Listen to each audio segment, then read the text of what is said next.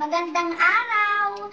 Ngayon, kami ay magre-recycle gamit ng lata ng Pringles! Paborito ko to. Ito ang lata ng Pringles at ang kailangan natin. Popsicle sticks. Ito ang stuffed band. Hindi ko na to ginagamit, kaya i-recycle natin ito. Glue. Cardboard. At makukulay na papel. At kailangan na natin ng yarn! Parang chocolate spaghetti. Ang gunting, igamitin lang ito pagkasama ang ate o mami. Alam niyo ba ang pagre-recycle?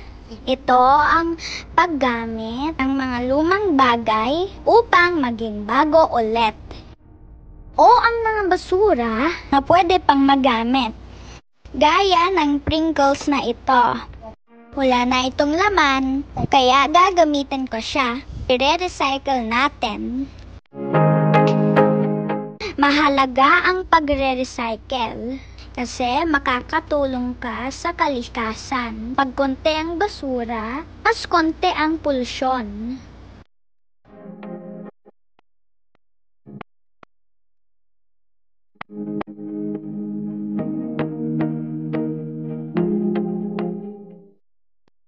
Ito ang na-recycle na